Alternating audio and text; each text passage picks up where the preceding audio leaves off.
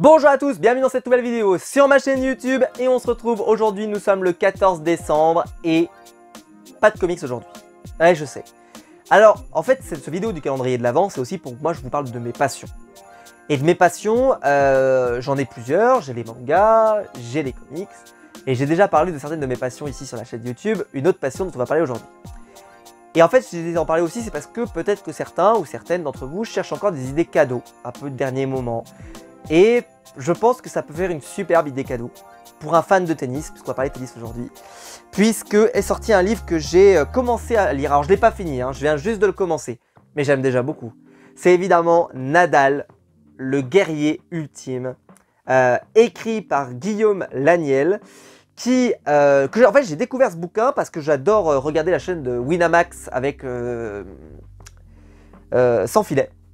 L'émission avec Benoît Mélin, etc., etc. Voilà, vraiment, j'aime toute l'équipe. En fait, l'équipe tourne et j'aime toute l'équipe. Voilà. Et en plus, c'est une des rares émissions qui suit le tennis quasiment voilà, semaine après semaine ou même des fois plusieurs fois dans la semaine avec évidemment la fabuleuse chaîne de service volé dont j'ai déjà parlé sur cette chaîne. Je ne fais pas mystère de mes accointances et de ma passion pour un joueur espagnol, mallorquin, alias Rafael Nadal. Et d'ailleurs, j'ai publié aujourd'hui cette vidéo le 14 décembre. Ce n'est pas un hasard puisqu'il a gagné 14 Roland Garros. On travaille sur cette chaîne. Il y a de l'éditorial. Ouais, on bosse, hein, on bosse. Rien que ça mérite de liker la vidéo. Ouais, rien que ça. Rien que ce professionnalisme, cette exigence, cette expérience. C'est beau, c'est du YouTube. Je deviens un YouTubeur professionnel. N'importe quoi. Aujourd'hui, on est là pour parler de Nadal, le guerrier ultime. Avec des images de Corinne Dubreuil qui photographie très régulièrement sur le circuit. Alors, seule remarque, j'aurais aimé qu'il soit en dur. Mais il n'est pas totalement souple. Vous voyez, il est quand même solide, mais j'aurais aimé qu'il soit en dur. Maintenant, il coûte quand même 23,50. S'il était en dur, je pense qu'il aurait coûté 30. Voilà, il faut quand même en avoir conscience. Mais voilà, s'il avait été en dur, j'aurais aimé. Mais bon, c'est pas grave. Après, ça le rend plus agréable à lire. Par exemple, là, j'ai commencé à lire, je lis chapitre par chapitre. Alors, évidemment, ces photos, par exemple, sont sublimes. Et alors, vous avez tout pour le moment. Alors, pour le moment, je suis arrivé là. Voilà, j'en suis arrivé au chapitre 2. Donc, vous voulez dire, j'ai lu le premier chapitre. Dans ce premier chapitre, je peux vous montrer, vous avez en fait toute la préparation physique de Rafael Nadal pour arriver à être l'athlète qu'il est aujourd'hui. On disait beaucoup qu'il ne pourrait pas continuer à faire tout ça. Et en fait, il y a une analyse vraiment de son style. Comment il est devenu un joueur un peu fluet à un joueur beaucoup plus tanké. Comment il a travaillé son déplacement, etc., etc. Il y a beaucoup d'interviews. Beaucoup d'interviews. Beaucoup de personnes qui sont... il revient sur beaucoup de matchs, il revient sur beaucoup de grands événements. Vous avez ce genre de réflexion, par exemple, ce mec ramène tout, quoi, avec un peu un côté désillusion face aux peut-être meilleurs joueurs de l'histoire selon les acceptations de chacun. Vous savez très bien que pour moi, ça fait longtemps que c'est le cas, mais pour moi, j'ai même dit, je me souviens, il y avait Service Volé qui avait fait une vidéo au tout début de l'année, même si il a refait une vidéo d'ailleurs récemment qui est un petit peu plus mi-figue mi-raisin, mais celle où il avait débriefé l'Open d'Australie et il avait dit un truc. Je pense qu'à un moment, pour Rafa, il va falloir sortir du sport en fait, de ce sport, du tennis. Est-ce que c'est pas l'un des plus grands sportifs de tous les temps, c'est-à-dire dans sa dimension de sportif, parce que il fait des exploits herculéens que vraiment on peut être qu'admiratif. Et moi personnellement, j'ai adoré suivre Rafa dans cette saison, même si malheureusement à son âge maintenant, en fait, il ne fait que des perfs momentanés. Puis après, son corps subit le fait qu'il fait des perfs et après, il est souvent blessé. Après avoir fait une grosse perf, il est blessé. Vous voyez, après l'Open d'Australie, il continue de cravacher et il se blesse. Après Roland Garros, il se blesse, etc., etc. Et il revient de moins en moins facilement de ses blessures, évidemment. Évidemment, il nous parle de ses confrontations. Le bouquin, vu qu'il a été publié, vu qu'il a été écrit cette année, enfin en tout cas, je crois qu'il a écrit sur plusieurs années, mais en tout cas, voilà, il nous parle par exemple de l'Open d'Australie de cette année. Voilà, enfin c'est un bouquin que j'ai pour le moment énormément de plaisir à lire. Et évidemment, il va revenir sur ses rituels. Alors je veux pas aller trop loin parce que je ne veux pas me gâcher trop le plaisir, mais je peux vous montrer peut-être une photo, des photos qu'il y a dedans. Voilà, par exemple.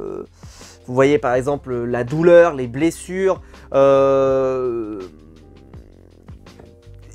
ça revient un peu sur tout.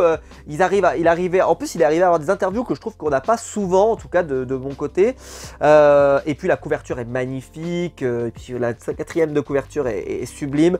Je ne sais pas si ce livre va bien se vendre. Je crois qu'il est plus dispo à la Fnac. Donc j'ai vu ça.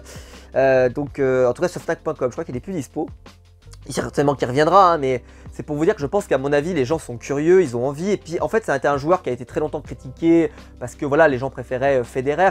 Et puis, ce qui est très drôle d'ailleurs, c'est qu'au début, on disait Federer, c'est le plus grand de tous les temps, c'est qu'il a gagné le plus grand de Grand Chelem. Puis après, on s'est rendu compte que ça allait pas tenir ce truc-là, hein, que Novak et Rafa allaient le battre, et c'est ce qui s'est produit. Et là, on a commencé, et c'est surtout son équipementier Rolex, hein, qui a commencé, son sponsor principal, qui a commencé à mettre dans la tête des gens que, en fait, au final, Federer, peu importe, même s'il avait que 3 grands chelems, au final, on s'en fiche. L'important, c'est le style, c'est l'élégance, etc., etc. Quelque chose qui était déjà évoqué avant, hein, mais qui n'était pas autant évoqué. Au tout début, c'était vraiment de toute façon, Roger c'est le meilleur puisqu'il a le plus de grands chelems. Et puis on a commencé à rentrer dans le style. Et là, en fait, on commence à arriver dans une configuration où chacun peut se trouver le plus grand de tous les temps d'une certaine manière. Il y en a qui peuvent trouver Federer le plus grand, d'autres Djokovic, d'autres Nadal. Tu prends certains critères, tu prends certaines émotions, tu prends certains moments, tu prends des matchs épiques, tu prends certains scores, certains records, certains trucs, etc.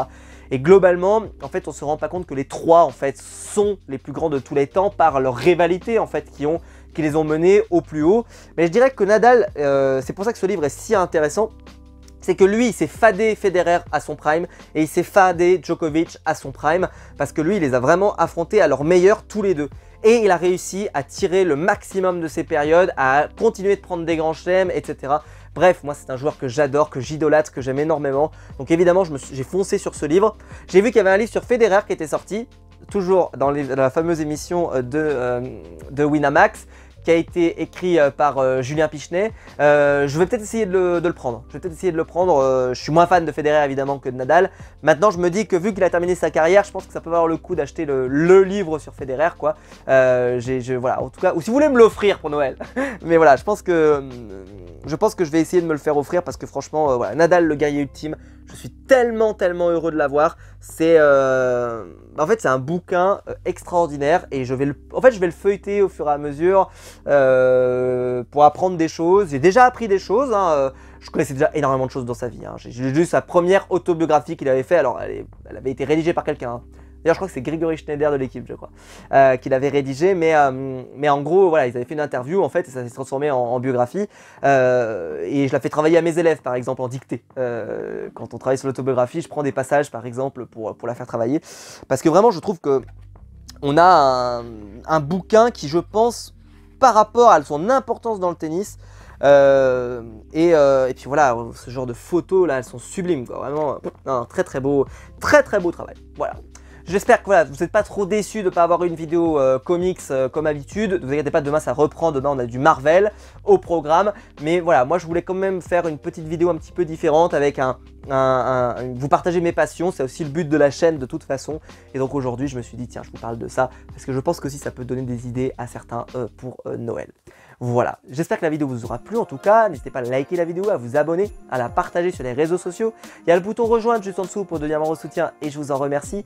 Et je vous attends en commentaire évidemment pour discuter et échanger, si vous voulez échanger sur Raphaël Nadal et sur sa saison qui fut une nouvelle fois éblouissante, même si évidemment ce n'est qu'une demi-saison comme trop souvent avec Rafa ces dernières années, mais bon c'est comme ça.